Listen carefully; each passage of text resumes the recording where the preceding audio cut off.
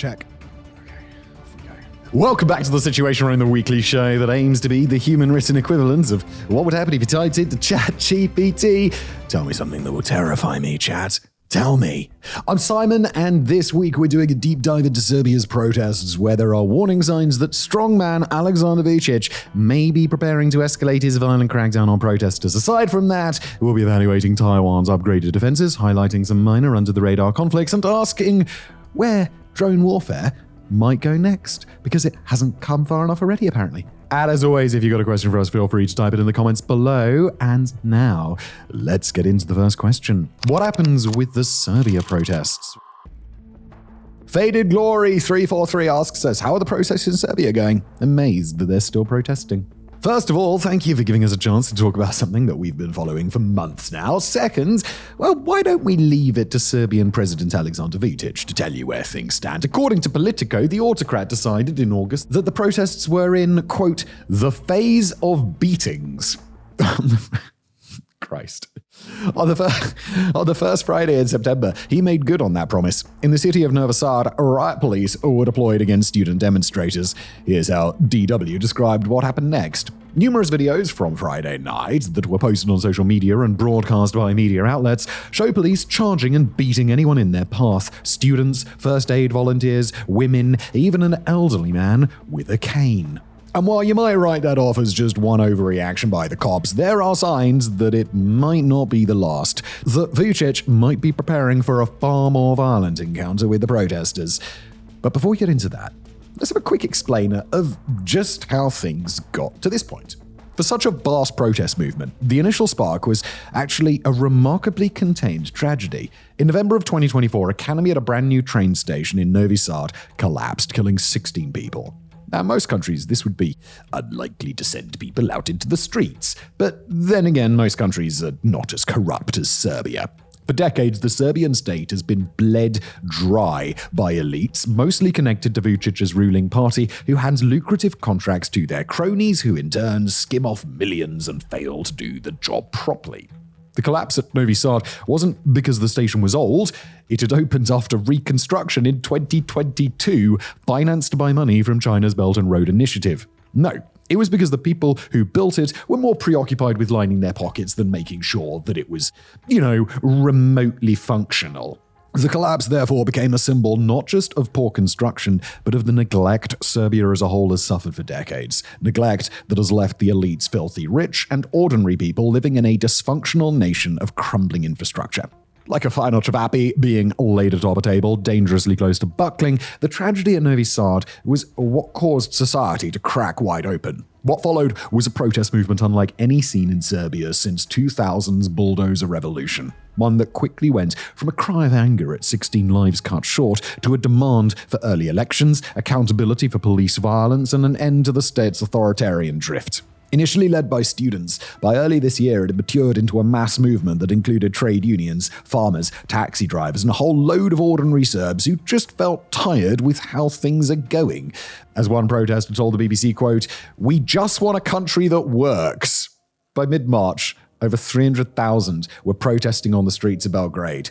To put that figure in perspective, the Serbian population is only 6.6 million. From a per capita perspective, this was the largest student-led protest in the whole of Europe since 1968.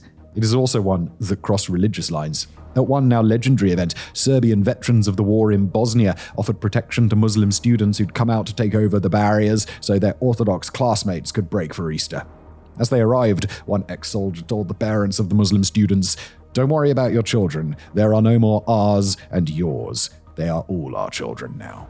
Now, for anyone who knows anything about religion in the Balkans, that was what we in the analysis game call a pretty big deal. It also speaks to an interesting aspect of the protests.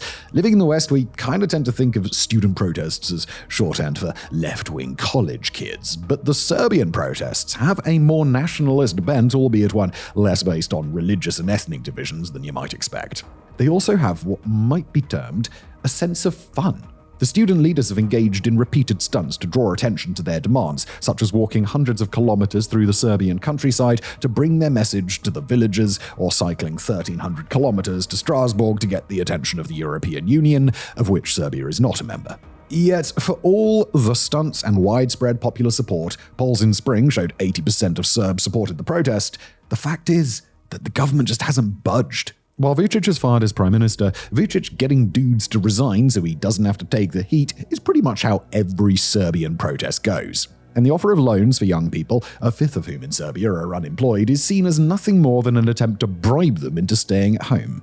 And so, things have been at a bit of an impasse. For 10 months, the protests have ebbed and flowed without fading. At the same time, Vučić has remained in place.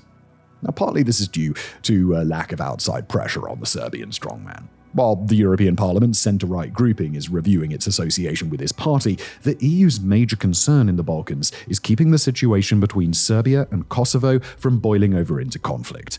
And while Vučić may be an unabashed nationalist, he is at least seen as a nationalist that Europe can do business with. Should he fall, there are worries that he might be replaced with an ultra-hardliner on the Kosovo issue. Now, regardless of the reasons, the fact is that Vučić remains in power and protester demands remain unmet. But while things could potentially remain in this stalemate, there are signs that the autocrat is gearing up for a final showdown. In recent weeks, there has been a flurry of firings across the security forces as commanders are removed from their posts. According to the former head of the Special Anti-Terrorist Unit, a purge may be underway to remove those seen as potential obstacles to a violent crackdown. If that theory is right, then Vučić may be about to try and go the same route as authorities in the nation of Georgia, making protests such a dangerous endeavor that few dare risk taking to the streets. At the time of recording on Thursday, that has yet to happen. Indeed, last week saw vast demonstrations in Belgrade against the police violence in Novi Sad, demonstrations that were largely left in peace. Still, there is a feeling in the air that something big may be brewing. That Serbia may be about to join the ranks of Georgia, Kenya, and Indonesia as a country that crushed demonstrations with overwhelming force. As always, we'll do our best to keep you updated as this most underreported of stories plays out. Is China running out of time to invade Taiwan? Next up, we'll be taking a serious question from Smells Weird. Okay. Is China running out of time to invade Taiwan? Are Taiwan's defenses getting stronger since they've unveiled their new sea drones, etc.? Etc. Now, unfortunately for Taiwan, Smells Weird, it's a bit more complicated than that. It's an accurate observation to say that Taiwan's defenses against a Chinese invasion are growing stronger. Taiwan is regularly developing or purchasing new weapon systems of all kinds. Recently, as you mentioned, Taiwan has been rapidly developing several types of unmanned naval drones, the same kind of technology that Ukraine has used against a far more powerful naval force in its adversary Russia, with stunning effectiveness. Taiwan has also been working on several types of new medium and long-range missiles, including hypersonic designs that would allow Taiwan to strike approaching Chinese naval ships, potentially even hit aircraft carriers or targets deep on the Chinese mainland. Under the defensive strategy Taiwan is pursuing, trying to show China that it could inflict tremendous pain on Beijing before it's defeated, these are all excellent decisions by the Taiwanese military. The problem, however, is that this only improves Taiwan's defense position if Taiwan is building its strategic deterrent faster than China is building the required tools to overcome that deterrent.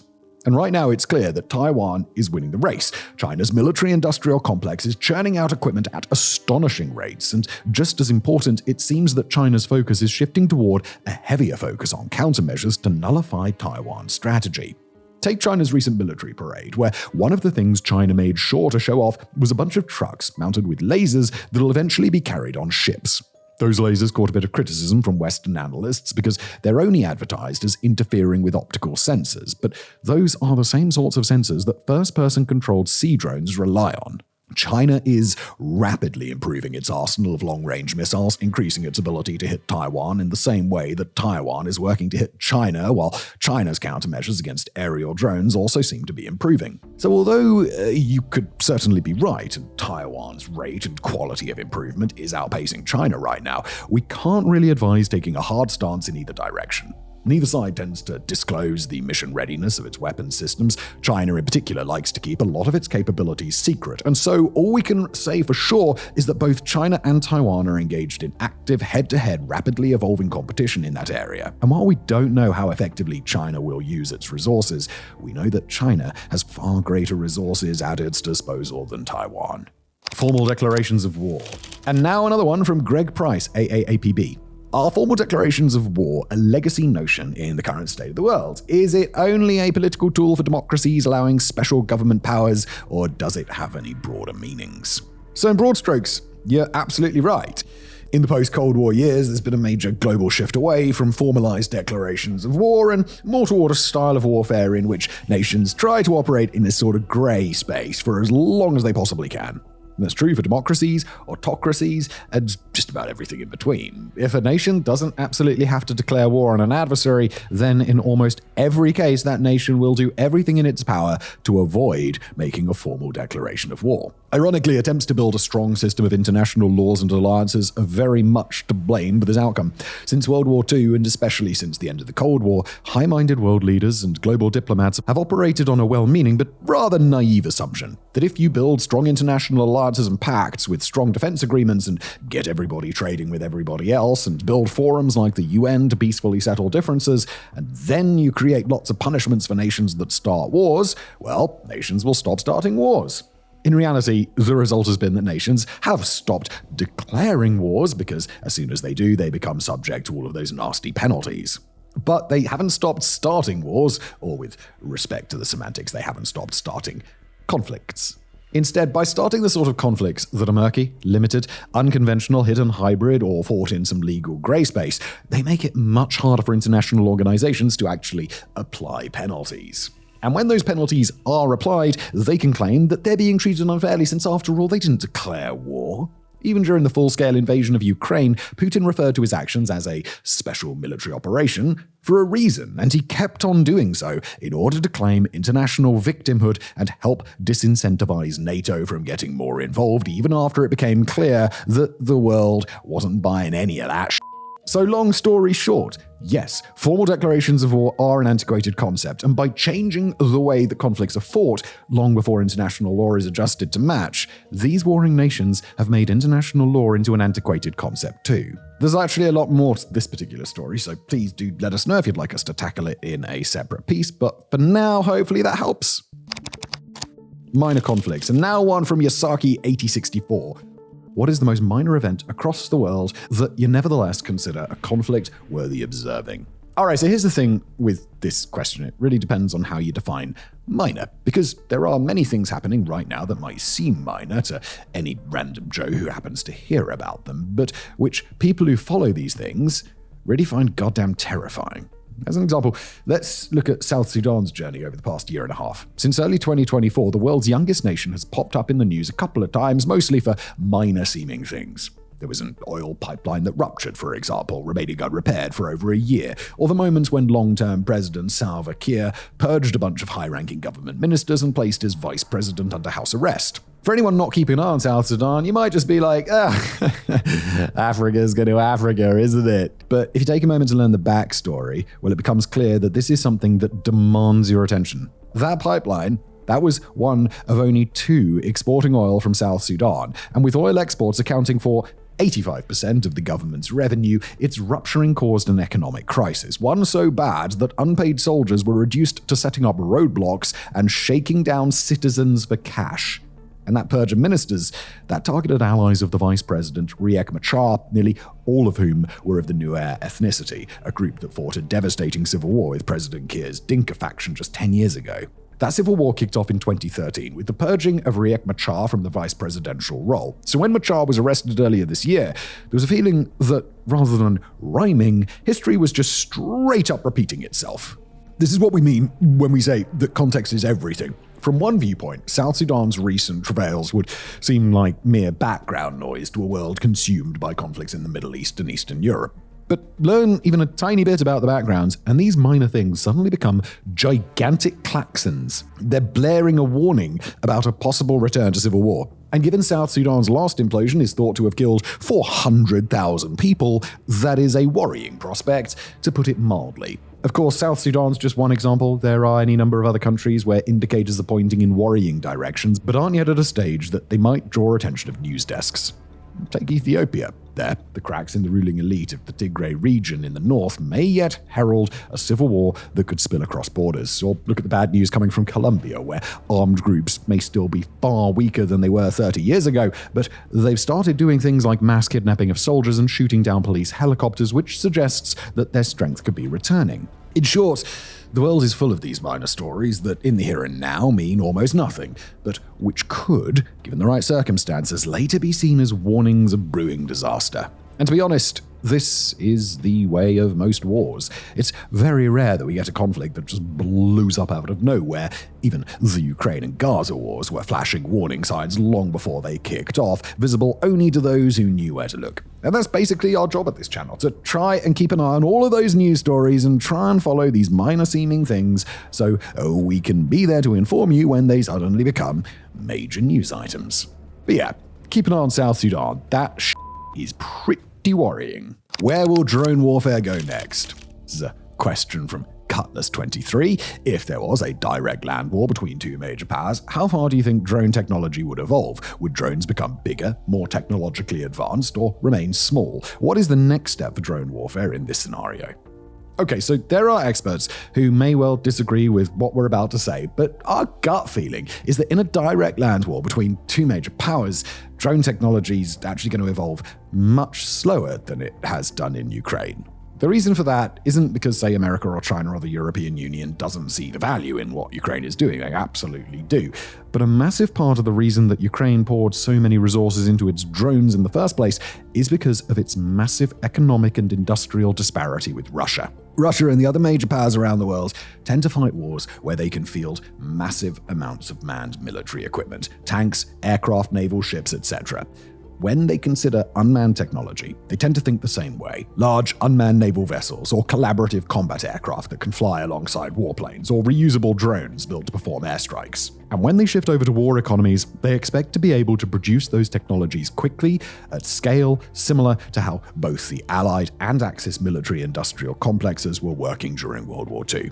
Ukraine doesn't have enough money to build that kind of war economy, but for the price of a single tank, it can finance an entire production line of consumer-grade drones. So faced with a major war, Ukraine shifted toward the more cost-effective option at its disposal. But the most cost-effective option for Ukraine isn't the most cost-effective for major powers. For them, current military doctrine would hold that the answer is in building all of that complex equipment, and even though there's a decent argument that their answer is therefore a little outdated, that doesn't matter if their strategic approach doesn't change. As of right now, it appears that the change hasn't happened. Or if it has, it's in very, very early stages with years to go until it's fully implemented. To support that point, we need only to look at the major powers involved in the Ukraine war. Russia, where drone evolution has struggled to keep up with what Ukraine is doing and only recently reached parity in the last 9 months or so. And even then, that's only in the air. Kyiv remains light years ahead where naval drones are concerned. Or, you could also look at the other places around the world where drone technology and tactics are evolving the quickest. It's not the US or China or Europe, where interesting high-tech programs exist but take years to design and even longer to implement. The real drone innovation is happening in countries like Iran and Turkey, who are trying to operate asymmetrically in support of their proxy partners abroad, or groups like Yemen's Houthi rebels or the Janim insurgency in the Sahel, or even the drug cartels of Latin America. That's where the real work on drone technology is going on, where innovations happen constantly and tactics are always evolving because the groups who are doing the innovating are looking to develop their capabilities in a high-pace, low-cost, decentralized way. That's where drone design really thrives, and major powers just aren't interested in matching it. Outside interventions. Okay, next up we got some back-to-back quick answers on the following related questions. First up from Star96. Why do you think China hasn't put boots on the ground to fight alongside Russia in the Ukraine war? You've mentioned about how untested the Chinese military is in actual combat. Well, what better way for Xi to find out by actually sending some soldiers to help out Mad Vlad? Well, this question, pretty easy to answer. Why would China, an aspiring superpower trying hard to cultivate a respectable global image, send its troops to the Russian front when it could just send North Korean troops instead? Given North Korea's near total reliance on China to stay afloat, it's very difficult to imagine North Korea sending thousands of soldiers to Russia without Chinese approval, and this is just one of many advantages to having North Korea available as a convenient proxy. Then from Caden Salnus 4010. How come India isn't getting involved in the Myanmar civil war? They are quite literally neighbors and are a big geopolitical rival to China. Wouldn't supporting the rebels, overtly or covertly, align with India's interests? And to that we can say, well, yes, India could very easily get involved in the civil war in Myanmar if they wanted to, supporting the country's rebels and setting up a larger proxy conflict against Beijing. But then we'd have to ask the question, does India actually want to be part of a proxy conflict against China right now? We suspect that as India grows more powerful in the coming decades, this answer could change, but at least right now, all indications are that India would like to keep the peace with China. Not only would India be at an economic, military, industrial, and nuclear disadvantage against China in any direct proxy conflict for the next decade or so, but both China and India have more important priorities to address right now. Eventually, we will reach a period in history when China and India's rivalry becomes a globally critical geopolitical flashpoint or even a superpower conflict. But that day is not today, and it's not tomorrow. Dealing with horror. Next up, the part where we let the whole team join in and answer questions, starting with this one from Mickey247. Are you okay? How do you deal with the horrors you tell us about? All right, first up, longtime writer Evan's answer, and Evan says, thank you for asking, but as strange as it may seem, watching and discussing the world's conflicts actually becomes less depressing the more I do it. Probably a part of this is my slowly becoming desensitized to all of this, but I also think the larger reason is that when we understand these crises with depth and with precision, we can stop them from becoming a source of abstract dread. When you know what the horrors of the world are, you also know what they aren't, and with exposure comes knowledge and nuance. So personally, I deal with the horrors of the world by doing this job, and hopefully it makes things a bit easier for our viewers too. Morris, our editor-in-chief, says, oddly, doing this job makes me feel in some minor way at least marginally useful. After all, these things are happening in the world, whether I write about them or not. If I quit tomorrow to go retrain as a barista, don't do it, Morris, I need you. No, Morris. The RSF would still be committing genocide in Sudan, Russian forces would still be inching forwards in the Donbass, and Myanmar would still be ablaze. And I would still be reading about it, still feeling helpless in the face of our planet's march toward catastrophe. At least this way I feel like I'm informing others of the horrors of our world, and if we as a channel can at least make people a little better informed, then that's good enough for me. As for me, Simon, your host, I've just been doing this for a really long time. You know Evan's thing about being desensitized? Yeah, I'm pretty desensitized. There's some stuff that I'll read, like the worst stuff, and then you get home and you're still thinking about it and you're like, oh, yikes. But yeah, you do get desensitized to it. Inspirations next up. Ophir Manor 1644. Hello there, Simon, and more importantly, team, steady on. As journalists, I wonder, do you have any journalistic aspirations? Any journalists in particular that you admire and look up to? Bonus points if you don't chicken out and say something generic like BBC journalist or war correspondents. I don't know, man. Let me go first. War correspondents are extremely badass. I have no desire to be a war correspondent. I am not brave enough for that. But I don't know, man. Like, I love those. I really enjoy Hemingway's writing and his war correspondence and stuff like that. I think it's pretty excellent. Would I want to do it? Good Lord, no. But was it cool? Yes. Anyway, Morris says he's not a journalist, but in any conventional sense, and certainly not involved in any conflict coverage. But I like Melvin Bragg. I don't know who that is, Morris. There's something delightfully old-fashioned about his unabashed love of learning, a sense that he values knowledge for knowledge's sake rather than because it makes him look smart or so he can win some petty online arguments. It's hard to imagine he'd approve of the sort of short-form content we do, but I do still feel his time at the BBC radio show In Our Time may be one of Britain's greatest cultural achievements. Over 1,000 episodes discussing in-depth anything from Shakespeare to mitochondria. Lovely stuff.